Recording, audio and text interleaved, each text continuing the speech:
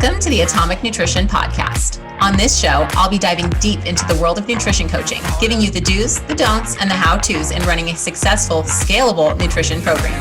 I'm Erin Hurst, and I can't wait to share what I've learned after over a decade of doing it myself. On today's episode of the Atomic Coaching Podcast, I want to talk a little bit about the 6-week challenge. And I think this is one of the things that most gyms have either heard of, and a lot of them have, hopped in and done a 6-week challenge, whether it's something that they've sourced material from elsewhere, they've done, something of their own, like a paleo or Whole30 challenge. There's a lot of them running around out there, lots of different versions of challenges that you can do. So most gyms have either thought about or have in the past run a 6-week challenge internally with their current membership. So I kind of want to talk about that today, some of the pitfalls and the drawbacks of it, as well as how you can run one really successfully, and what the markers are for what I would consider a successful 6-week challenge. Because a lot of gyms will run one and they'll say, yeah, it was really successful. I'm like, great, cool. So how many long-term ongoing nutrition clients did you gain out of that? And then it's crickets. And so that's like one of the things I want to talk about today, because I think it's really, they can be one of the most useful tools if done properly. And I'm not sure that very many gyms do them in a way that helps encourage ongoing nutrition programming.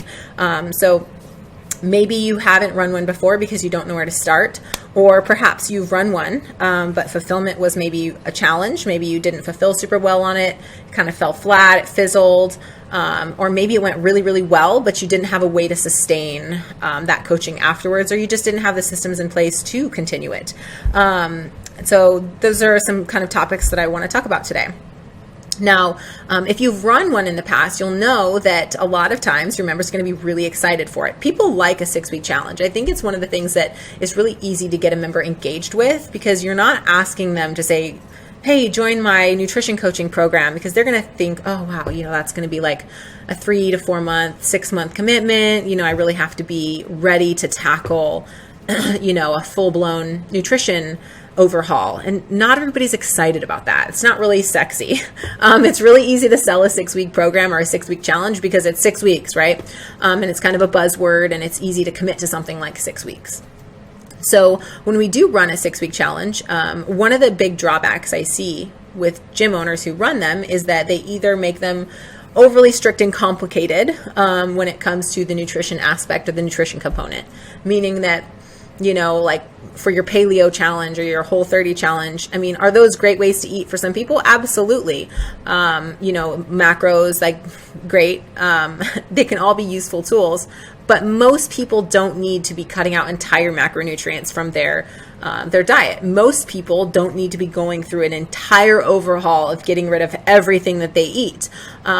Most people can do with just setting up some basic habits for their lifestyle that will help improve their eating habits without doing a crash diet.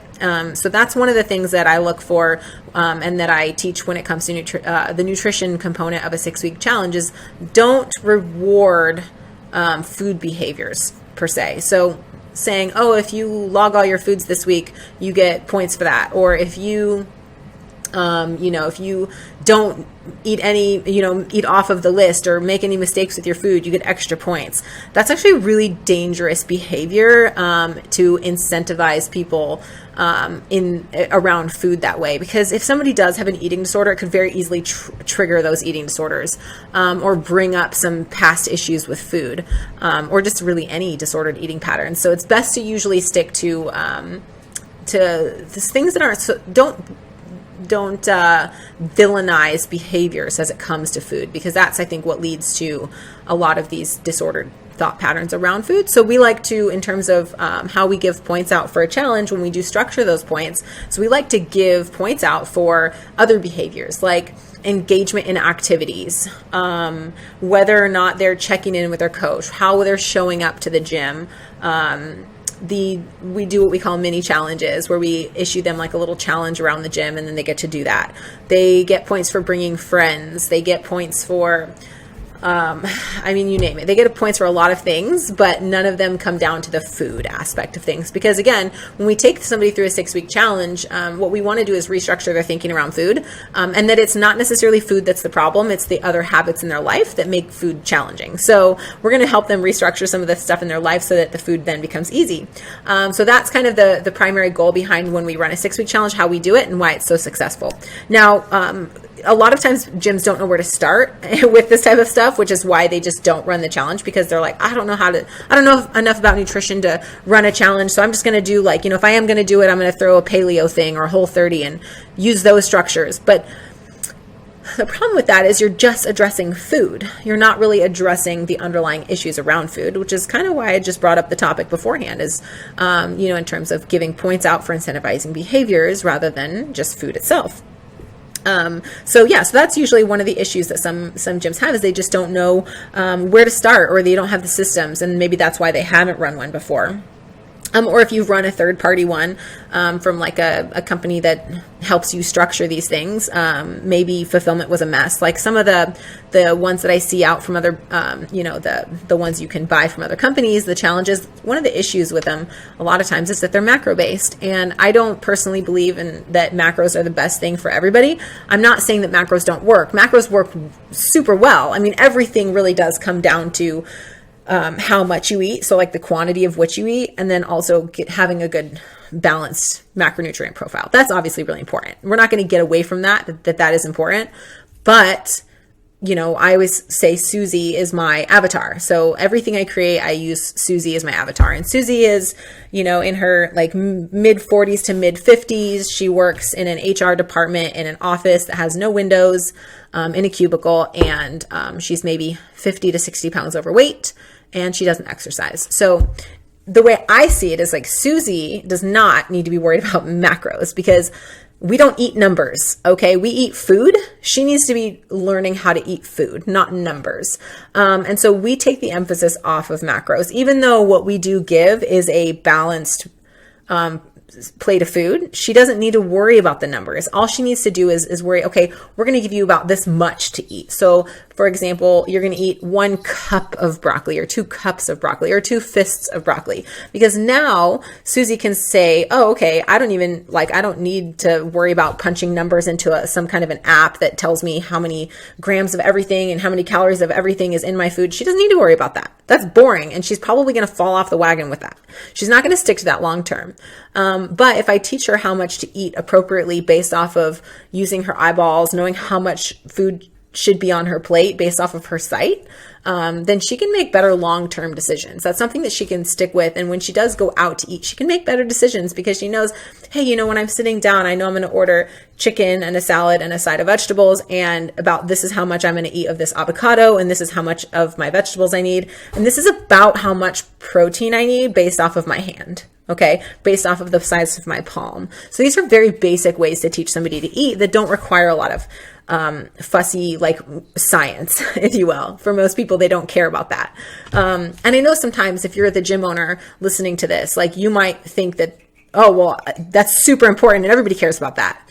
But you have to remember that you need to put yourself in Susie's shoes, not your shoes. And sometimes we're so far down the other side of the path that we don't even remember what it's like to be in her shoes. And I think that's a really important message to keep in mind, is that when you're coaching somebody, you have to put yourself in the position that they're standing. And if you've never stood there, or you don't remember what it's like to be Susie, then you really have to sort of get to the bottom of what that experience might be. And so oftentimes we overestimate our clients' abilities in terms of their level of commitment to their food and to their lifestyle habits. So that's one of the problems with a lot of the programs out there, is that they're macro based. And these macros are not only kind of a nightmare for the client, especially if they're just learning about food, but it's also kind of a nightmare for the coach, because now if you have, say, like a functional fitness gym or a CrossFit gym or something like that, most of your coaches coming in, I'm not saying all of them, this isn't like a blanket statement, but by and large, a lot of CrossFit coaches are not experts on nutrition. They didn't get into CrossFit coaching because they have this burning desire to learn about nutrition. A lot of them don't have the information about nutrition at all. They just know that they eat about the right amount of food. And again, they may be so far down the path of food that they don't even know what it's like to not think about macros or to not think about more like higher tier levels of eating. So if you're going to take some of the coaching out of these programs that you've just now purchased and you're going to run and you're going to coach it, you need coaches to coach it. And a lot of times you don't have coaches that are well enough versed in macros, or let's say you do have coaches that are well versed in macros, they might have their own opinions about it and their own opinions about whether somebody should be eating dairy or not eating dairy, or eating bread or not eating bread, or eating carbs or not eating carbs, or whatever. I mean, you have a lot of opinions out there about food. And so sometimes it can be really challenging to get your coaches on board with also being a nutrition coach. And one of the things we do with Atomic is we teach you not to be a nutrition coach. We actually teach you to be like a strategic habit coach.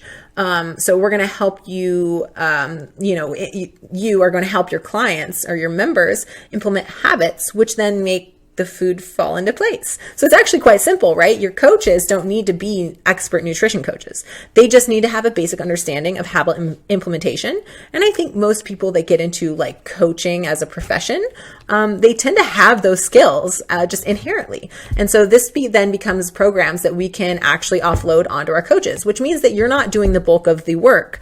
And I think that's one of the really big things with the sort of 6-week challenges that are sold, in this space, is that they require people to be highly knowledgeable about, macros or the science of nutrition. And they also likely sell you coaching, sell you and your coaches certifications on things like macros, because it's just another additional revenue stream for their business, which is great. But at the end of the day, like, do you actually need that to make really impactful change for your members? I'm going to tell you right away, I believe the answer is no. And that's because I've done this with like hundreds and hundreds, if not thousands of people at this point. And you don't need to be an expert nutrition coach to get amazing results for your clients. And so I think that the premise of how we've approached nutrition for a very long time is flawed. And I think that if we can revisit nutrition coaching from a habit standpoint, I think your clients are going to get better results, and you're going to be able to build up a more sustainable business out of this, because you're going to have the coaches to put in place. Let's say that you've done this, you've put the challenge in place and you have run a really successful challenge. And let's say that you went as far as doing it habit-based, like we teach it, and it's just absolutely smashed. What now? You do it and then you weigh everybody out and you say, good job, rah, rah. Then what? Then nothing? You didn't capitalize on the opportunity to take those members who are just smashing their goals and get them signed up for ongoing long-term commitments. Like, that's a big failure if you haven't done that. Like, you have to capitalize on the back end of a challenge. The only reason to run a challenge in your gym is to use it as a leader into a long-term program. So if you see the 6-week challenge and you're like, yeah, we're going to run one, it's going to be great for our members, you're doing them a disservice if you do not offer them ongoing long-term coaching at the end of the challenge. Because you're going to have 30 to 40% of your membership that joined that challenge take you up on that offer right away. And so if you haven't done that, you need to start doing that now. Never ever run another 6-week challenge without having an option for them to continue in the same type of coaching at the end of that challenge. We call this our Ascension model, or our Ascend program. And so anytime we run a 6-week challenge, we always have it built in to where at the end, in that last week, we kind of give them like a preview, like, hey guys, we've got something really exciting we're going to share with you at the end of this week. So stay tuned. And we've had a really good time, and this has been really great, and you've been smashing your goals, and we're really excited to keep this momentum going. And so you kind of tease them with it at the beginning. And then at the end of that week, as you do your way out, you're going to give them an offer to continue into a longer term version of what they've just experienced. And now, granted, what they're experiencing is probably going to change a little bit, because there's not like points, and they're not earning points for a prize and all of that. But ultimately, the people who are ready and to continue their growth and their personal development, they're ready to take that next step. And it's a lot of times they're running to the coach asking, how do we keep this going? I don't want this to end, because they're having such a good experience, because the coaching we're doing is real change coaching. We're not just giving somebody a new set of macros at the end of this. Like, that's boring, low level coaching. And so I think, one of the most important things you can do when you run a 6-week challenge the most crucial things you can do is have a continuation offer at the end. Put that offer out there. And I guarantee you as long as it's a good offer, about 30 to 40% of your clients who did the challenge will take you up on it. Now you've just taken, if you've got 100 members in your gym and you've got 15 people doing your challenge, you got 30 to 40% of that now ongoing. And then you run another one, 2 months from now, and another one a few months from that. So I always recommend 4 to 5 challenges a year, depending on when you structure them. If you start it right in January, you can fit 5. Otherwise, run it every quarter with like a 6-week break in between. It's amazing. Your clients will love it. And, you're going to have your repeat offenders, is what I call them, that love the challenge. They love to earn the points and be a part of something in the community, and the whole like funness factor of a challenge. They're going to participate every single time. And so a part of our Ascension model is we build in free access to those ongoing programs. That way they still get to participate in those like community aspects of it, but they're also going to stay in that coaching long term. So if there's one big tip I can give for you guys today, it's make sure that if you ever run another 6-week challenge, if you haven't in the past, make sure that you have a continuation offer at the end of that 6-week challenge. And remove your focus from the food. Put your focus on habits. We use an app called Coach Catalyst to implement all of our programs, and we build in content that drops to our clients every day. Our content looks a little bit different each day. We kind of have themes each week. And we talk about a lot of stuff. We talk about mindset, limiting beliefs. We talk about goal setting. We do talk about food as how it relates to our mindset. But we don't talk a lot about like the nitty gritty of food, because it's not really our focus. Our focus is always on those habits and the lifestyle that how we structure our lives. So those are the 2 big concepts I would send you away with today as I wrap up this first episode. And that's do your 6-week challenge, create a habit version of it. Remove the emphasis off of the food numbers, like the macros. It's great if you can give them some direction on food. We have the Lean Body Protocol, which is what we use for all of our gyms. But, if you found something that works really well for you, or even if you do want to do some form of macros, that's fine. Give them their set of macros, but don't coach them on that per se.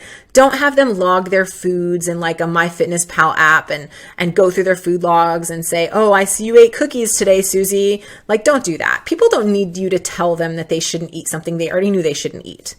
Coach them on behavior. So help them restructure the way that they think about their behaviors and what they can do successfully and what they've struggled with, and then help them implement ways to adjust the things that they struggle with in their life that would make eating food and structuring their food easier. So those are my big takeaways: is go habit-based and always have an Ascension model in place when you run a challenge. Hopefully you guys found that helpful. If you did find that helpful and you want more information about what I do, you can go to getomiccoaching.com and click the getting started link to book a call. And I hope that was helpful. I hope that was a good first episode. And if you would like to hear more, or you want to hear about something specific, please drop a comment in the comment box. Otherwise, my next episode is going to be on content creation for nutrition coaching. Have a great day. Thanks for joining me on this episode of the Atomic Nutrition Podcast. You can find more information about the Atomic Coaching System at getomiccoaching.com. And if you found value in this episode, please make sure to like and subscribe. Happy coaching.